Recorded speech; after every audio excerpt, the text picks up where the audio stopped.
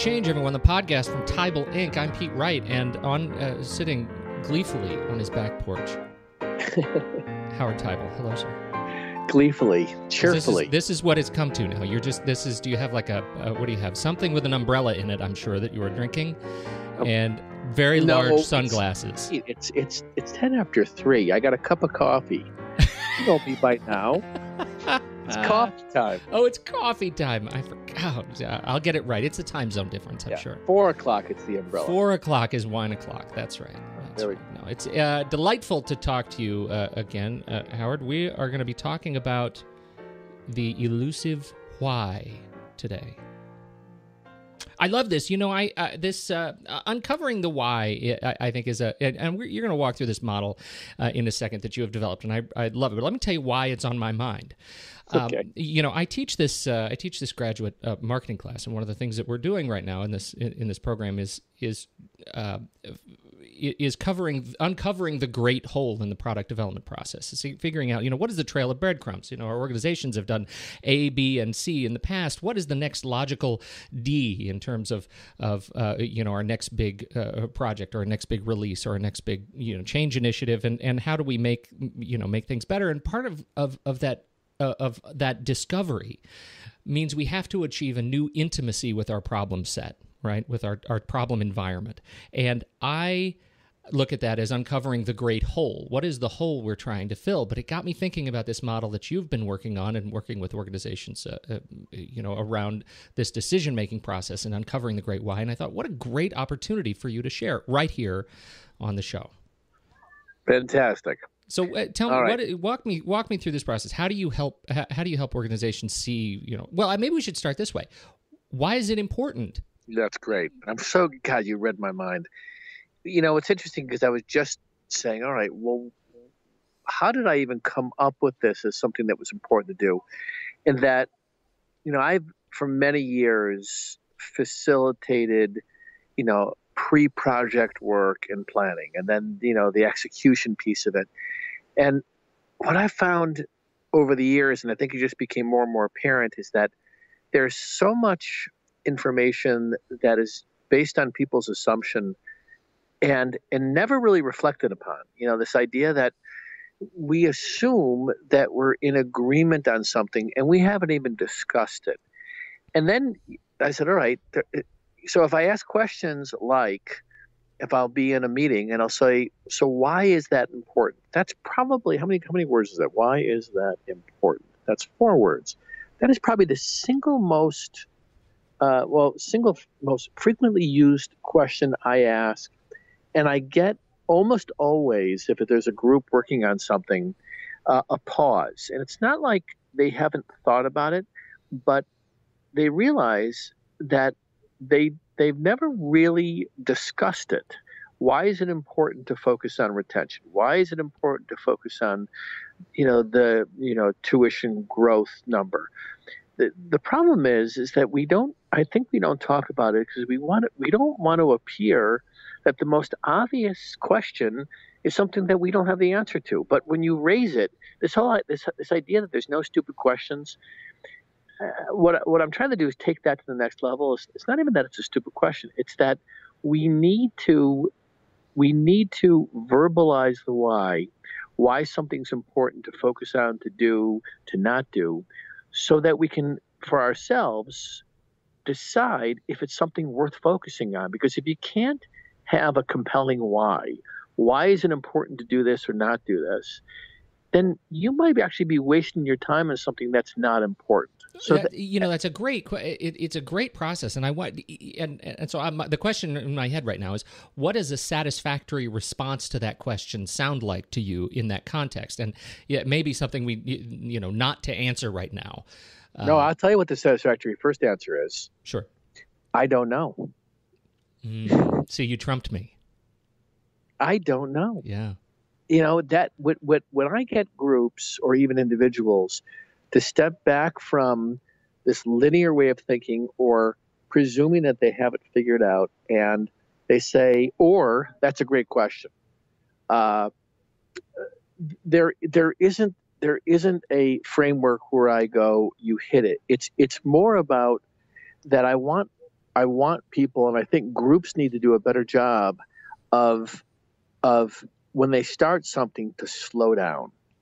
And this why actually is interposed with this visual model that I have, where the first question, if you think about where do you start, people often start from the place of what's the problem they're trying to solve. And even though that's the obvious place to start, they don't even ask that question effectively, because the problem is already not only figured out, they're already on the solution. Because that's how we're wired, right? I mean, we're wired to be solution, particularly in the context of functional meetings. Well, and recently I took this all the way back to, because I watched this video of this individual talking about research around problem solving, and that being wired from a very early age, that we're asked by a teacher, what's the answer to X? And we're wired to just, put our hand up and have an answer.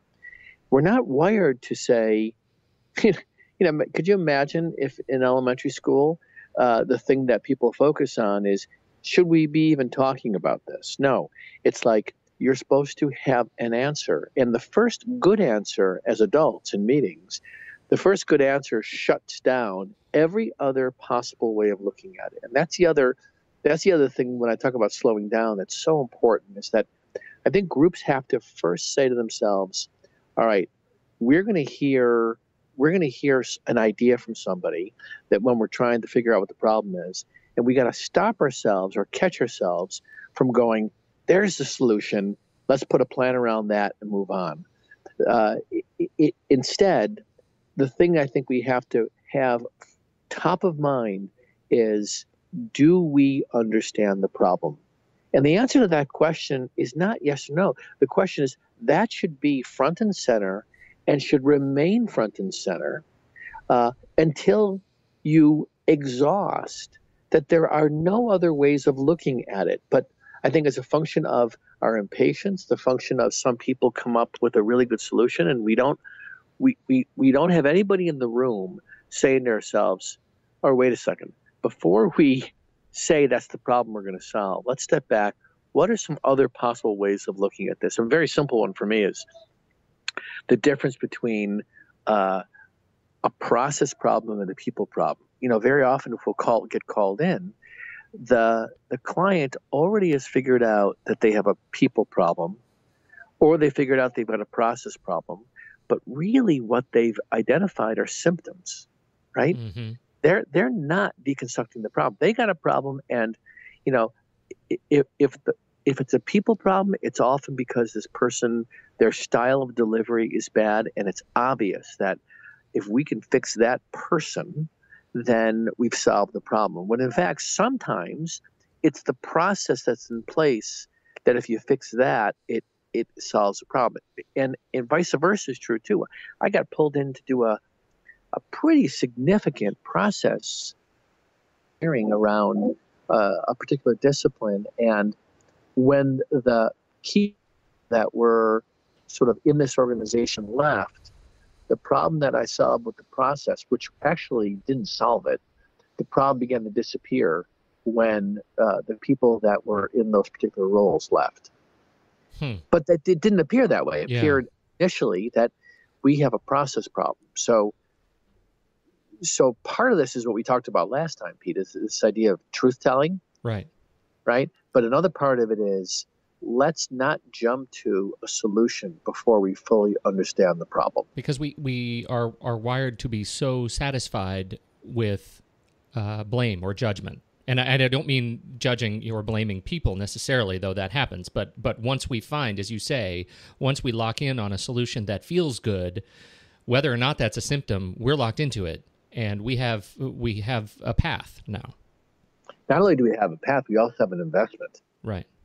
And that's the other big thing that I think that happens is that once we voice something, we get invested in trying to justify and almost win. It's like we're gonna make sure that people are gonna go down this path. Mm-hmm. I mean, that's a topic for a whole other conversation, mm-hmm. where people get invested in an idea.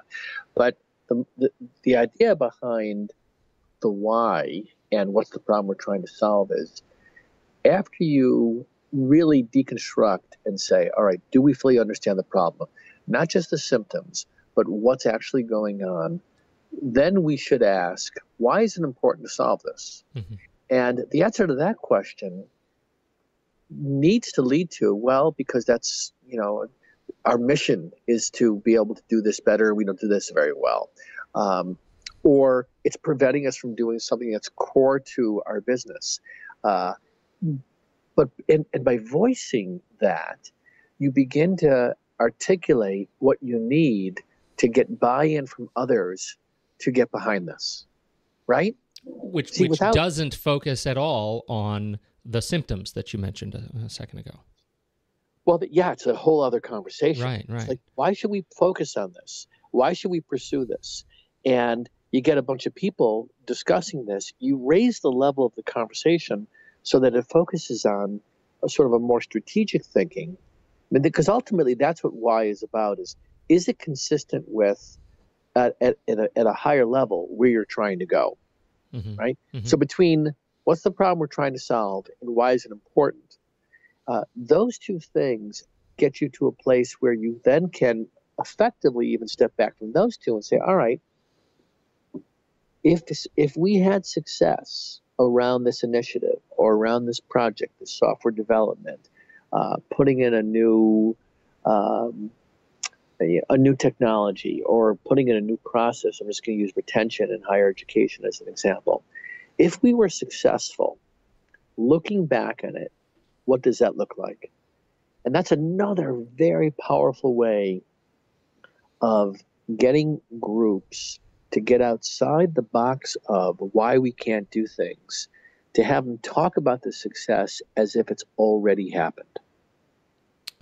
That's really smart, and it gets out of symptom thinking completely. It seems like a sort of unifying function that move people beyond. Well, Janet's caustic when she talks to people who come in with a billing problem, and gets people more thinking, what are the billing problems that we have in the first place? And actually, taking that, what are the billing problems we had in the first place, to if our billing process was phenomenally successful. Most recently, I said that, and I said, listen, imagine that you are nationally recognized, your institution, for having the best billing process, and you're speaking about this. What does it look like? People pause. People are like sitting there going, oh my God, I never thought about that. Yeah, but put people on stage. Put people in a position to have to say, you've won an award for having the best process around X, Y, or Z. What does it look like? Or the strongest team. What have you done? And not what are you going to do? What have you done? And next thing you know, you're having a completely different conversation. So when I say start with what's the problem, introduce the why, then talk about vision, the truth is all three of those things, you could start with any one of those. Mm-hmm. What I like about starting with what's the problem is that's how people typically think. It's an easy way to get people engaged by asking, what's the problem we're trying to solve? Right? Speaking a language they already understand. Exactly. Yeah. The thing that they don't, what I find fascinating, that I really have to work hard to get people to do, is to think in that past tense format, which is, it's 2015. You've been nationally recognized for X, Y, or Z. Describe what you see. I mean, it's truly a visioning exercise. But if you pick the date that they get that the group or individual says they get by, the whole body language, the tone, the mood shifts. It's all about the thing that they're striving for, but they can't see because everything's filtered through the problems. This conversation went on a lot longer than Howard and I had anticipated, and we covered a lot more in this decision-making process in what amounts to 2 more episodes of Navigating Change. So we're going to stop this conversation right now. We invite you to head over to the website, and if you're not a subscriber of the show, jump over to iTunes and subscribe to the show there. It's the best way to make sure you don't miss a single episode. And join us next week for episode 2, or part 2 of this conversation, and where we talk talk about more about brainstorming and leadership, and we'll pick it up from there. Thanks again on behalf of Howard Teibel. I'm Pete Wright. Thanks so much for joining us, and we'll catch you next week on Navigating Change, the podcast from Teibel Inc.